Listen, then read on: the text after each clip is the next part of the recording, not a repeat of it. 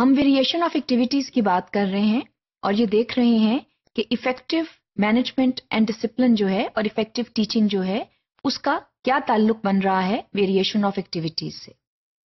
Variation of activities جو ہیں اس میں جو پیپل چوائس ہے وہ ایک بہت اہم کردار ادا کرتی ہے. اس کا مطلب یہ ہے کہ آپ اسٹوڈنٹ کو چوائس آف ایکٹیویٹیز جو ہے اس کی اجازت دے رہے ہیں اور ایسی بہت سی ایکٹیویٹیز ہو سکتی ہیں جس میں the ownership of the activity is entirely on the student. اس کا مطلب یہ ہے کہ آپ جو ہیں آپ نے کوئی لیسن پلان بنایا جس میں فار ایگزامپل آپ نے کوئی کریٹو رائٹنگ اسائنمنٹ دینی ہے. اس میں آپ اسٹوڈنٹ کو یہ لبرٹی بعض اوقات دیتے ہیں کہ وہ اپنی چوائس آف کریٹو رائٹنگ کر کے لائے یا آپ اس کو کوئی ایسا ٹاپک دے دیتے ہیں اور اس کو یہ لبرٹی دے دیتے ہیں کہ وہ اس ٹاپک کو جس طرح مرضی پریزنٹ کرے, چاہے وہ ایک پوئم کی صورت میں کرے, چاہے وہ کوئی سٹوری کی شکل میں کرے یا اور جانراز آف لینگویج جو ہے وہ استعمال کرے.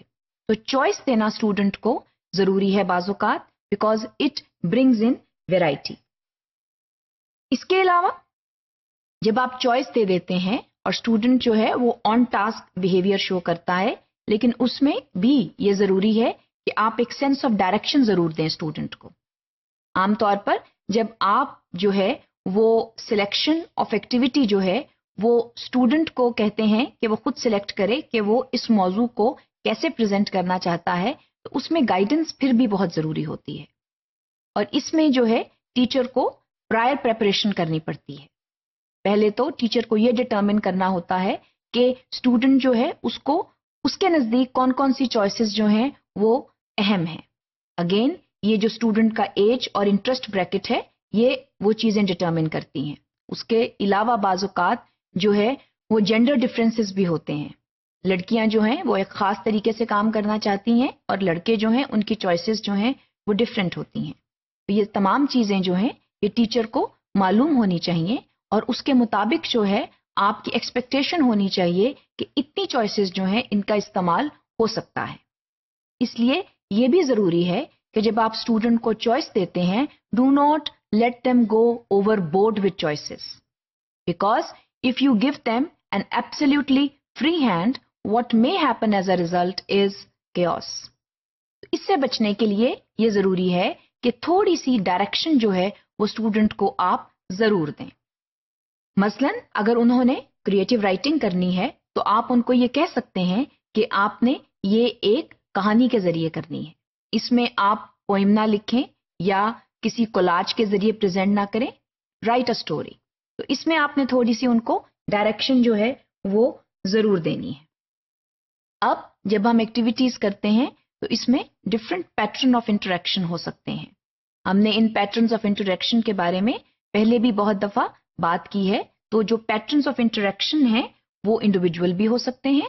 اس کا یہ مطلب ہے کہ جب آپ اسٹوڈنٹ کو کوئی چوائس دے دیتے ہیں تو بعض اوقات اسٹوڈنٹ یہ کہتا ہے کہ میں انڈیویجولی کام کرنا پسند کرتا ہوں یا کرتی ہوں, میں نے کسی پیئر یا گروپ کی شکل میں کام نہیں کرنا.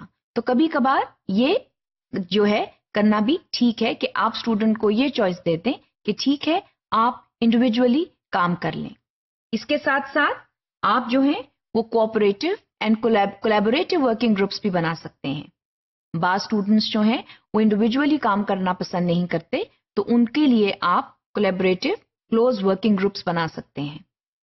یہ ان اسٹوڈنٹس کے لیے زیادہ ہیلپ فل ہو جاتا ہے جو تھوڑے سے لو پرفارمنگ ہوتے ہیں اور وہ انفرادی طور پر کام کرنا جو ہے وہ گھبراتے ہیں اس سے.